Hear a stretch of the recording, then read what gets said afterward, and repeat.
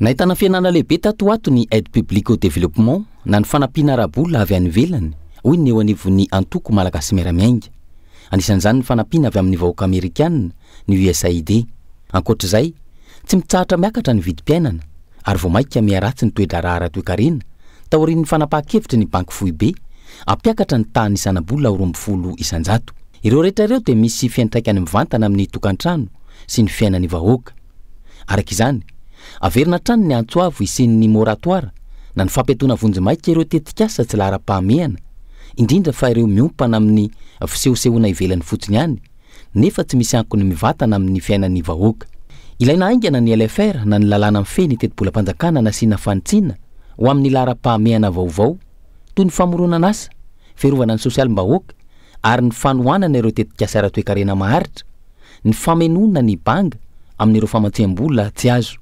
Anisan'izany ny fampiroboroboana ny vola fanondrana izay afaka misintona vola vahiny idira-karena ho an'ny firenena. Amin'ny alalan'izany fanitsiny izany koa dia afaka hanome vahaolana maika amin'ny fandoavana ny trosa tokony ho an'ireo orinasa efa nanao asa-panjakana nefa ny andro vola efa ho antaonany maro. Mianto anareo parlemanta mba hijoro hiaro ny tombontsoan'ny vahoaka ny fidy anareo fa tsy sanatria ho an'olon-tokana na antoko na antoko-pisinareo. Tsy aivina, efa nanoratra tany amin'ny solontenan'ny tahirim-bola iraisam-pirenena FMI vaovao monina sy miasa eto Madagasikara ny antoko malagasy miaramiainga ny 17 ny volana aogositra 2024 ho fiarabana sy firarian-tso ho azy.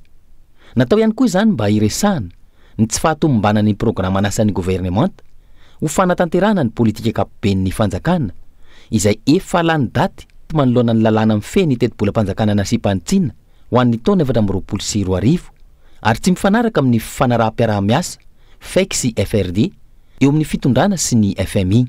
Nangatany antoko malagasy miaramiainga tamin'izany ny amin'ny tokony hanemorana ny fanatanterahana ireo asa lehibe izay tsy lahara-pahamehana kanefa mandany volam-bahoaka betsaka.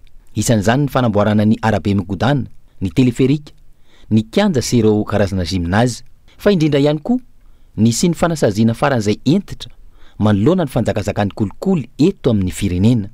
No amafisina io fangatana io ny 20 oktobra 2024 taorian'ny fahavitan'ny iraka mikasika ny FEC sy ny FRD ary ho fanamafisana fa ny lafiny sosialy toy ny fampianarana, fahasalamana, jiro sy rano no tokony ho lara-pahamehana amin'ny fandaniana ny vola-panjakana ka tokony hatsahatra ireo tetikasa tsy maika kanefa mandany volabe sahala amin'ny autoroute Antananarivo Toamasina.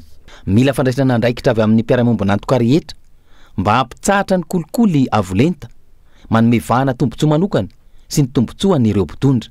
Mila mangarahara ny fitantanana ny raharaha-panjakana indrindra mikasika ireo mpamatsy vola manokana, isorohana ny tantely afa-drakotra ny arem-pirenena ary ny fitakiana fanatsarana, ny fitantanana, ho fanomezan-kasina ireo androm-panjakana sy ho fanajana ny lalàna mifehy azy ireo iadina amin'ny kolikoly.